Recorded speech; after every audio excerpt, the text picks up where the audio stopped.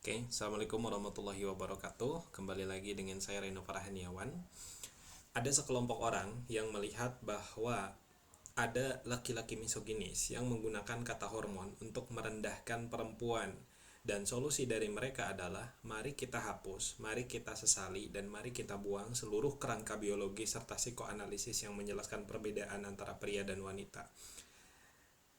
Dari argumen tersebut, jelas kita melihat bahwa ada kesesatan berpikir yang sangat fatal, cacat logika yang sangat fatal. Bahkan mereka berani menyalahkan biologi dengan menyebut laki-laki tersebut seorang misoginis. Berani menyalahkan psikoanalisis atas adanya seksisme, sama seperti menyalahkan ilmu fisika karena ada orang yang lempar batu ke kepala orang lain. Kalau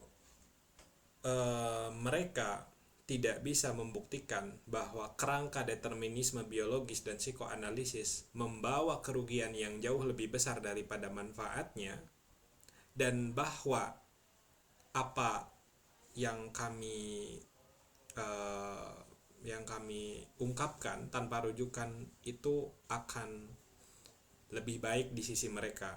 Dan ketika kita me- menjelaskan soal hal ini, kita bukan untuk mewajarkan kekerasan, kita bukan mewajarkan femisida atau stereotip murahan.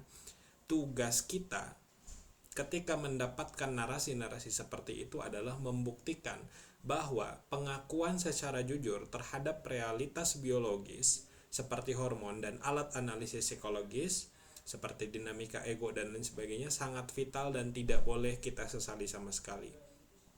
Karena hal-hal seperti ini adalah instrumen utama untuk memberikan ruang aman, diagnosis, dan validasi bagi pengalaman spesifik gender.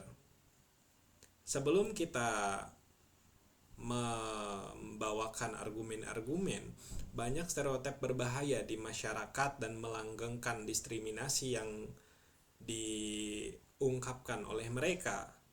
Bahkan jika narasi biologis ini kerap disalahgunakan oleh oknum patriarki di warung kopi atau media sosial untuk melabeli perempuan sebagai sosok labil, menghapus narasi ini dari ranah ilmiah dan sosial justru membawa petaka yang jauh lebih buruk.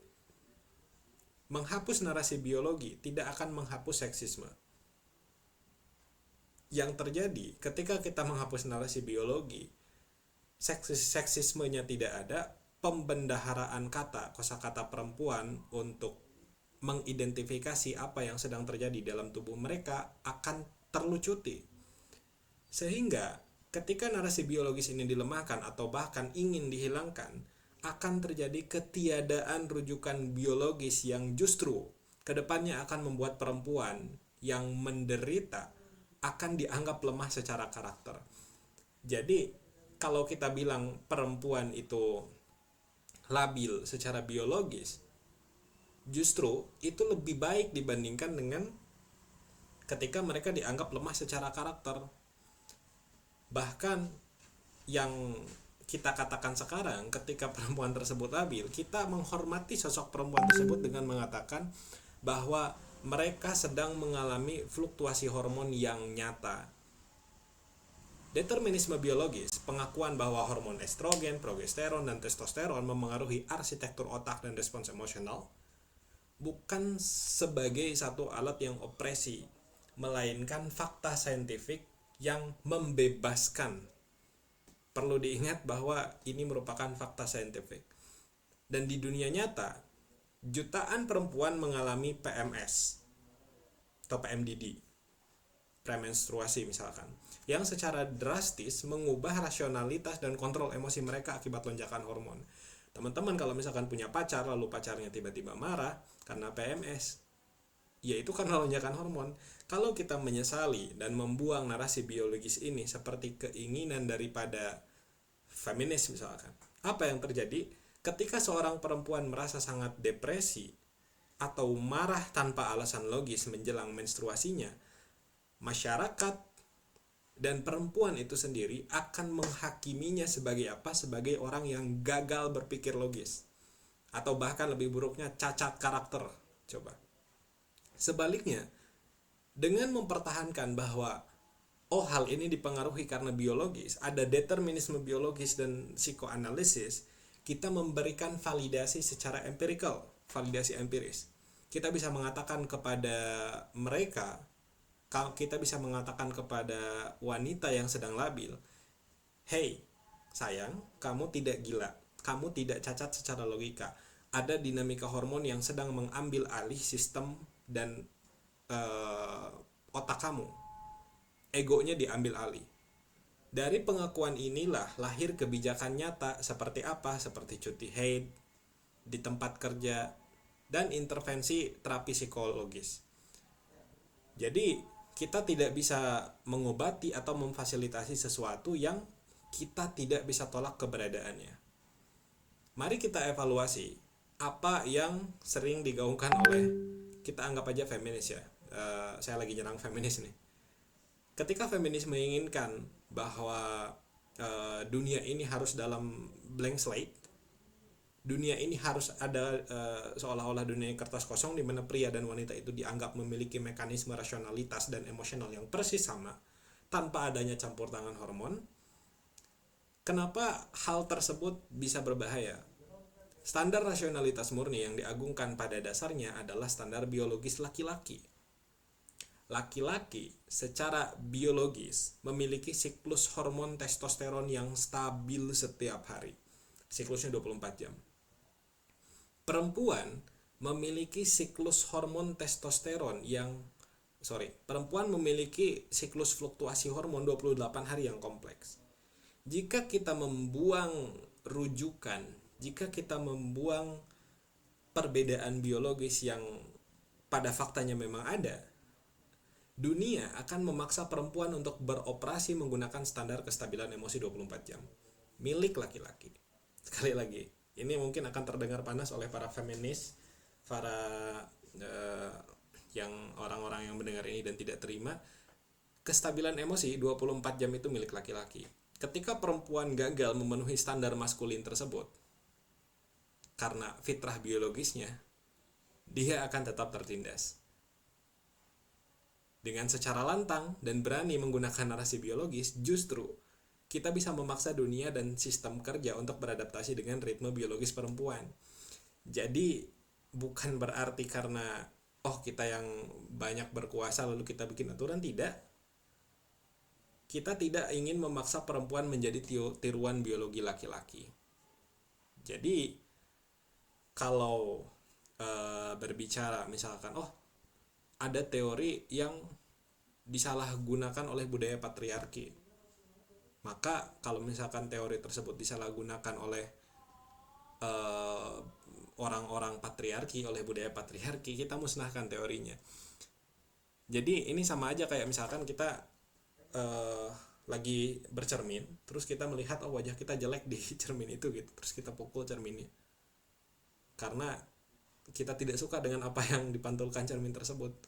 Jadi cacat logikanya ada di mana-mana gitu. Kalau misalkan kita bilang bahwa teorinya harus dimusnahkan, dan skenario horor bahwa mereka mungkin beranggapan narasi biologi dan psikoanalisis yang digunakan untuk mewajarkan kekerasan. Contoh, laki-laki wajar memukul karena logikanya disetir hormon atau insting. Ketika kita uji kualitas logika ini, mereka gagal memahami dasar teori psikoanalisis klasik itu sendiri. Teori Freud membagi jiwa itu menjadi 3, insting liar, realitas, dan superego atau moralitas.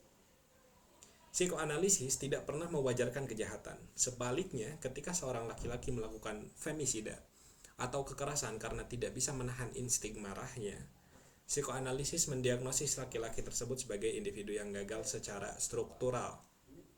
Seorang yang ego dan superegonya cacat karena dikendalikan oleh insting liar. Artinya, teori ini justru memberikan kita pisau bedah untuk menghakimi laki-laki pelaku kekerasan sebagai manusia yang gagal berkembang secara psikologis, bukan mewajarkannya. Bahkan, jika di luar sana ada pengacara atau masyarakat misoginis yang mencoba menggunakan narasi biologi untuk meringankan hukuman pelaku kekerasan, yang harus disalahkan dan direformasi adalah sistem peradilan dan budaya hukumnya, bukan menghapus literatur sains dan psikologinya. Membuang narasi determinisme biologis tidak akan menghentikan patriarki. Para pelaku kekerasan hanya akan mencari pembenaran lain, seperti dalih agama lah, tradisi lah, karena menyesali rujukan ilmiah adalah langkah yang sangat reaktif dan langkah yang salah sasaran. Ketika langkah tersebut salah sasaran, dia akan tersesat selama-lamanya. Ketika mereka atau orang-orang yang tidak senang dengan narasi determinisme biologis ini mengira psikoanalisis itu hanya merugikan perempuan lewat konsep histeria, mereka lupa bahwa psikoanalisis juga tidak hanya membedah perempuan tapi juga membedah laki-laki. Jika kita menyesali dan membuang kerangka ini, kita kehilangan alat paling kuat untuk menelanjangi toxic masculinity. Mengapa laki-laki sering merespons kritik dengan amarah? Mengapa laki-laki sulit menangis? Tanpa psikoanalisis, kita hanya akan melabeli mereka sebagai orang jahat.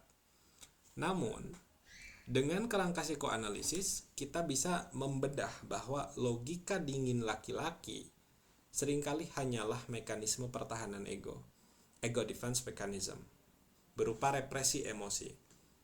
Psikoanalisis membongkar ilusi bahwa laki-laki itu makhluk super rasional dan menunjukkan bahwa kebekuan emosi mereka sebenarnya adalah bentuk kompensasi atas ego yang rapuh. Dengan mempertahankan narasi ini, perempuan dan masyarakat memiliki alat akademis untuk mendekonstruksi kesombongan patriarki dengan bukti psikologis. Sehingga narasi biologi, narasi psikologi jangan dihilangkan, karena itu bisa saja jadi senjata perempuan untuk menyerang kaum patriarki tersebut. Dan itu akan menjadikannya senjata makan tuan bagi sistem patriarki itu sendiri. Di dunia nyata, benturan terbesar antara pria dan wanita terjadi dalam hubungan interpersonal sehari-hari karena adanya ekspektasi kesamaan. Ketika ada orang yang menyesali perbedaan atau pembedaan ini, pasangan akan saling menuntut agar merespons masalah dengan cara yang persis sama. Ketika seorang wanita menangis karena fluktuasi hormon, pasangannya menuntutnya untuk berpikir logis saat itu juga, yang pada akhirnya memicu pertengkaran destruktif karena ekspektasi yang mustahil. Namun, apa yang kami sampaikan, pengakuan secara jujur terhadap perbedaan determinisme biologis dan kapasitas ego ini melahirkan satu empati yang radikal. Seorang pria bisa memahami bahwa kemarahan pasangannya ini karena fase luteal, menjelang menstruasi, bukan serangan pribadi, melainkan realitas biologis yang harus didampingi, bukan dilawan dengan argumen rasional. Kita berhenti saling menghakimi dan saling mulai mengakomodasi. Dan sepanjang apa yang terjadi di media sosial, apa yang mereka perdebatkan, mereka bertindak layaknya seorang pasien yang marah ketika melihat termometer menunjukkan suhu demam yang tinggi. Namun, alih-alih mengobati infeksinya, solusi mereka menghancurkan termometer tersebut dan berpura-pura bahwa demam itu tidak ada. Narasi biologis dan psikoanalisis adalah termometer tersebut. Karena biologi adalah instrumen sains murni, patriarki adalah infeksinya. Menyesali dan membuang instrumen sains hanya karena ia sering dipelintir oleh budaya patriarki adalah bentuk kepengecutan intelektual. Clashes-nya ada di mana? Ketika mereka berulang kali menjajakan ketakutan bahwa pembedaan determinisme biologis menciptakan stereotip bahwa perempuan itu labil, mereka menawarkan seolah-olah mereka itu, nih, ada satu alternatif bahwa pria dan wanita itu dianggap memiliki kapasitas dan ritme emosi yang persis sama. Ketika kita bongkar ilusi ini dengan logika yang tajam, kalau misalkan kita menghapus narasi perbedaan biologis, dunia akan beroperasi pada satu standar, apa? Rasionalitas dan kestabilan tunggal. Dan tebak standar siapa yang akan dipakai? Tentu saja standar yang akan dipakai adalah standar patriarki, standar biologis laki-laki yang siklus hormonnya stabil setiap 24 jam. Mungkin mereka akan berkata bahwa narasi hormon memicu diskriminasi. Bahkan jika ada stigma sosial yang muncul, membuang narasi ini justru merupakan kejahatan yang lebih besar. Jika kita tidak mengakui fluktuasi hormon, adanya PMS dan PMDD, maka kita seorang perempuan menangis atau marah karena rasa sakit biologis yang nyata. Ketika perempuan marah karena PMS, sistem medis dan masyarakat di dunia yang akan terjadi ketika semua dianggap satu standar tunggal, mereka akan melabeli bahwa perempuan tersebut tidak sedang sakit, tidak sedang tidak sedang bersedih karena fluktuasi hormon, tapi mereka akan melabelinya sebagai perempuan ini karakternya lemah, kurang profesional. Ketika dia kerja dia tiba-tiba marah-marah, kurang profesional. Sehingga kami mempertahankan apa yang kita sampaikan perkembangan narasi ini karena justru dengan adanya determinisme biologis, dia akan memberikan kosakata dan validasi medis yang menjadi dasar bagi kebijakan seperti cuti haid. Sehingga apa yang mereka katakan itu sebetulnya gagal, bahwa kebutaan biologis adalah musuh terbesar bagi kesetaraan. Jadi lucu kadang kalau misalkan mereka menuntut kesetaraan tapi mereka minta bahwa biologis itu dihilangkan atau dibutakan. Ketakutannya apa? Apa yang mereka takutkan? Bahwa teori Freud atau biologi itu akan digunakan untuk menormalisasi kekerasan laki-laki katanya. Oh, nanti ada kewajaran ketika laki-laki memukul karena insting dominasi atau testosteron. Ketika kita kita telanjangi deh kesesatan ini, bahwa psikoanalisis klasik tidak pernah membenarkan insting liar. Jika seorang laki-laki melakukan femisida, psikoanalisis justru memberikan pisau bedah akademis untuk menghakiminya sebagai manusia dengan ego dan superego yang cacat secara struktural. Jika dunia mengadopsi kesetaraan tunggal, membuang teori psikoanalisis, apa yang terjadi? Kita akan kehilangan alat yang paling efektif untuk mendekonstruksi toxic masculinity. Tanpa kerangka psikoanalisis yang menjelaskan mekanisme pertahanan ego, kita tidak bisa menjelaskan kenapa laki-laki sering merepresi emosi hingga menjadi destruktif. Kita hanya akan kembali ke argumen dangkal, laki-laki memang begitu. Jadi kita tidak sedang anti kesetaraan, tapi kita justru mempertahankan teori ini untuk menelanjangi keruntuhan ego jika laki-laki tersebut menjadi seorang yang patriarki, bukan untuk melindungi laki-laki tersebut. Jadi ada salah kaprah di sini, dan dengan apa yang sedang kita bicarakan ketika kita menuntut